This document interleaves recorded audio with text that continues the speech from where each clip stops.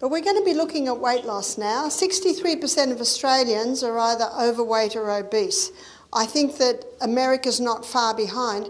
And I say far behind because I know that Australia has taken over America.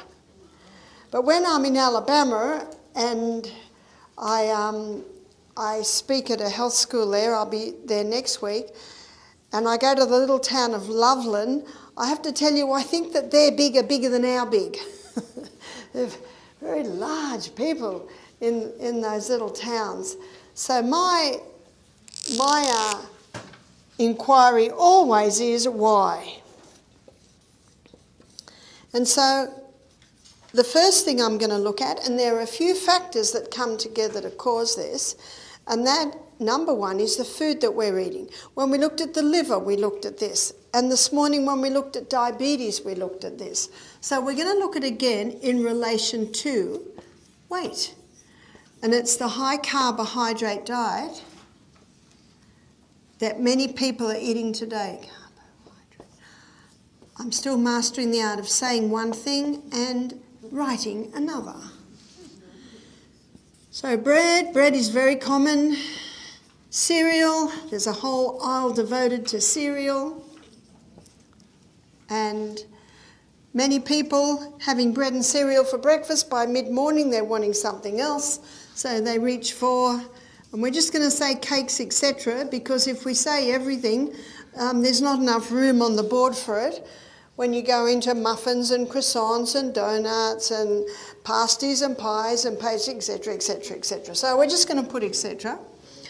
Also, pasta. I'm a fifth generation Australian Scottish descent. I didn't know what pasta and pizza was till I was about 18. So what did I grow up with? Sausages or chops, mashed potatoes, frozen peas or beans every single night of the week, except for Sunday when Mum would do a roast lamb. And everyone I knew ate like that. Our relatives ate like that, the neighbours ate like that. As a fifth generation Australian, I grew up in a little Presbyterian church. Everyone in the church ate like that. I came to the conclusion as a child that everyone in the whole world ate like that, but it's not quite true, is it? And when I was about 16, I had a boyfriend who was about 19, and he had a friend who was a vegetarian. I'd never heard of such a thing. Had never even heard of brown bread. So this was real traditional Australian. Rice, I'd never had rice. I don't think I went to a Chinese restaurant till I was about 18, and that's the first time I ate rice. Potatoes, well, we ate potatoes every meal. And last and certainly least in nutritive value is the pure crystallised acid extracted from the sugarcane plant. And as we have looked at this, we've also acknowledged that I don't think anyone chose to eat that way. It's just fast. It's just there. And we're such a fast society today. Here it is. And we showed how when all of these things break down in the body, they break down to the singular structure of glucose. Our gastrointestinal tract is a hollow tube. And anything that goes into that hollow tube is not part of you or me until it gets broken down into tiny little particles, then it's absorbed into the blood, then it becomes part of you and me. The Bible says in Leviticus 17:11, the life of the flesh is in the blood, because it is the blood that carries the nutrients here to the CBD, the central business district of the human body, is the inside workings of the cell. In fact, one writer called the blood the river of life because of what it carries. And so it brings the glucose. The glucose goes in under the action of insulin, goes through the 20-step pathway. I'm sure everyone's very familiar with the inside workings of the cell now. Yes? And that 20-step pathway gives us 2 units of energy. Isn't that why we eat? To get glucose, to run our energy cycles. The end result of the 20-step pathway is a chemical form of glucose called pyruvate. And pyruvate, as the chemical form of glucose, gets fed into what's called the powerhouse, because these 8 little chemical reactions, this 8-step pathway, delivers impressive 36 units of energy. And the reason why the 8-step pathway gives 36 units of energy is the presence of oxygen. So this is called the aerobic pathway, whereas this pathway is called the anaerobic pathway because it does not use oxygen. It produces energy by the process of fermentation. So when we eat the carbohydrates, they're broken down to glucose. The first place the glucose is sent is to the cell. The second place it is sent, because only so much can go through the energy cycles, then it is stored as glycogen. We looked at this morning and how that's particularly useful for the diabetic, having these little, well, it's useful for everyone because they're little molecules of glucose sitting in the muscle cell. And that's why the best place to, or the best time to exercise is early morning.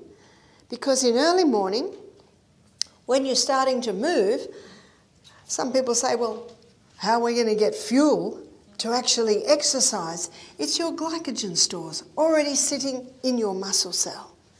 And when the cell needs it, it's plucked and it's released. Amazing process. But on the high carbohydrate diet, and this is what a lot of people don't realise, especially when people go on a weight loss diet and stop all the fat, yeah? Fat-free this, fat-free that, fat-free, fat-free, fat-free. And yet what are they eating? Lots of carbohydrates. Do you know fat gives the feeling of satiation or satisfaction? And the best weight loss diet is a diet that stops your hunger. And fat stops the hunger. So what's happening on this high carbohydrate diet? People have eliminated the fat, and they're eating lots and lots and lots of this, not realising that that excess glucose, once we've filled up the energy cycle, we've filled up the glycogen stores, and so now the body sends it to the fat cells. And on this high carbohydrate diet, what's happening to Americans and Australians? They're getting bigger and bigger and bigger. In fact, it's one of the most dangerous fats because what the body does is it stores it in the probably areas of the body that's not used a lot, maybe the arms, the belly, the hips, the thighs, and then when that gets all filled up, then it starts to go to the internal organs, weighing them down. And in the book Wheat Belly, notice the title of the book, Wheat Belly, Dr. William Davis, he shows that sugar particularly, sugar and the hybridised wheat, and the hybridised wheat is found in most breads, cakes, cereals, pastas, pizzas.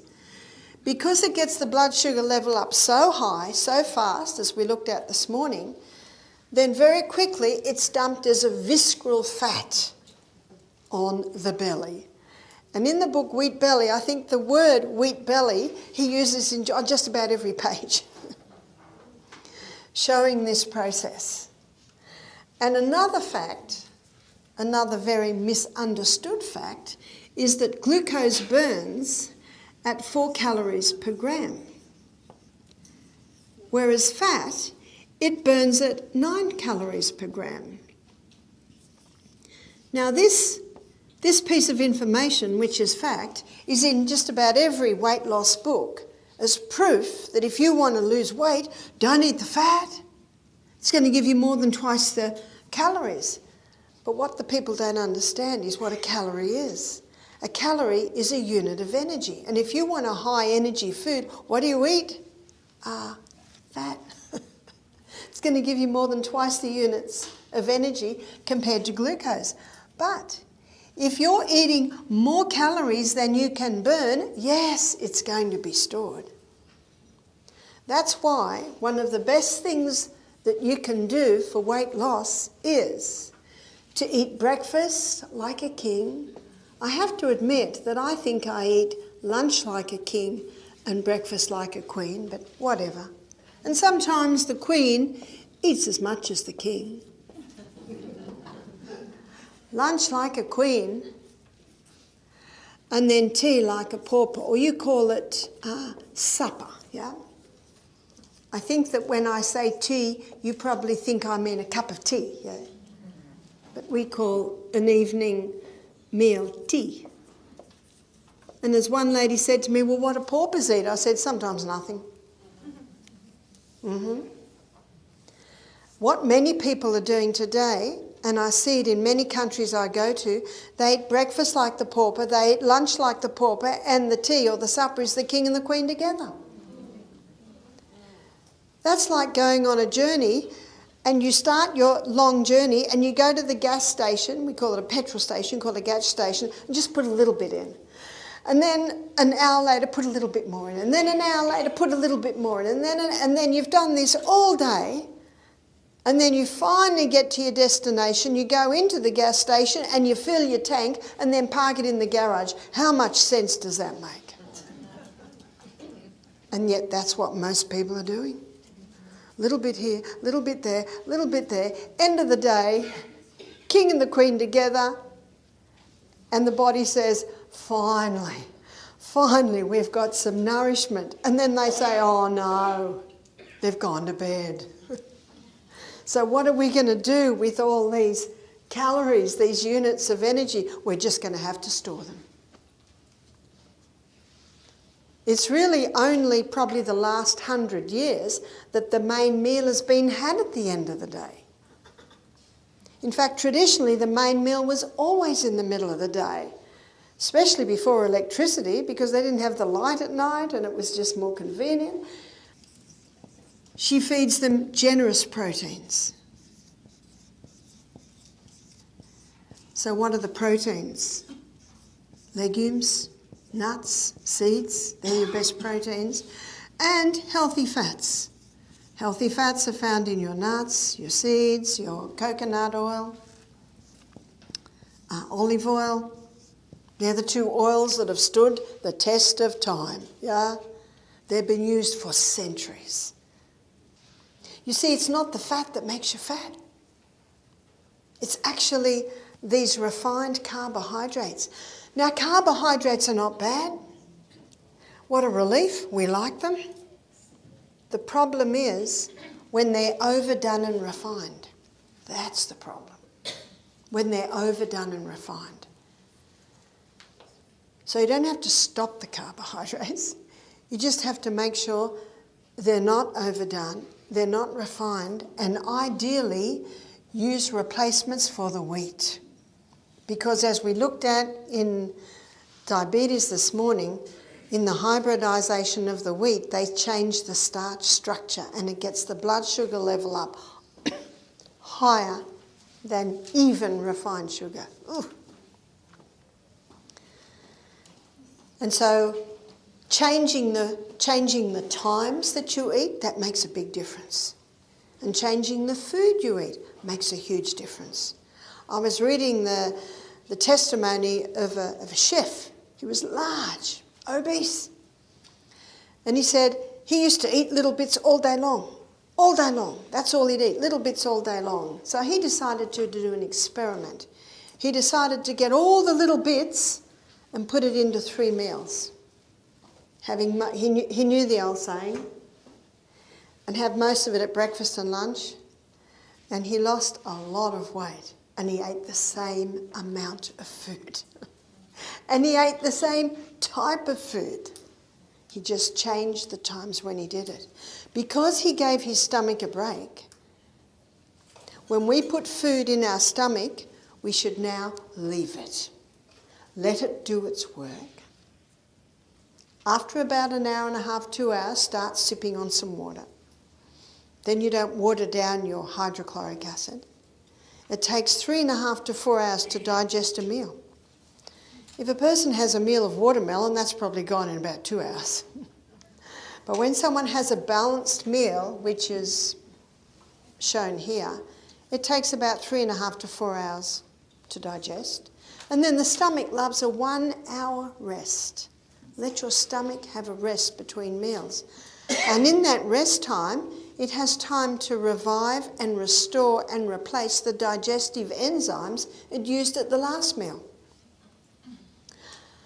And that's why the time-restricted eating, we've talked about this a couple of times, time-restricted eating is basically a modern name for this. Time-restricted eating, it's from the intermittent fasting, the 5-2 diet. A lot of people are familiar with that. Dr. Michael Mosley, in his book Fast Diet, he goes into the research showing why this is so effective. It's eating twice in a 24-hour period. They suggest eating a large meal at 1 and another meal at 7. But I was talking to one girl and she said, I'm fading by 10 in the morning. And she said, and I can't sleep at night because I've got so much food in my stomach. When we go to sleep, our stomach wants to sleep. So it's far superior to go back to the old adage that's been around for so many years, probably hundreds of years. So my eyes are going through, and there was one book that seemed to just jump out at me, Dr. Atkins' New Revolutionary Diet. Righto, I said, I'll look at it. Do you know, I couldn't put it down. It's a fascinating book. His research and his story is very interesting. I went out that day and I bought his book. And this is his story, Dr. Atkins. He said he was a GP, late 40s, putting on a bit of excess weight. He knew his science. He knew that carbohydrates stored as fat, so he decided to do an experiment on himself. He decided to stop all carbohydrates. And he theorised that if he stopped all carbohydrates, his body would start to live on his fat stores. So what did he eat? He chose foods that had no carbohydrate. So his diet was high in protein, meat, butter, cream, cheese, eggs, that's a lot of protein. Fat, meat, butter, cream, cheese, eggs, that's a lot. But something else surprised me that you never hear about.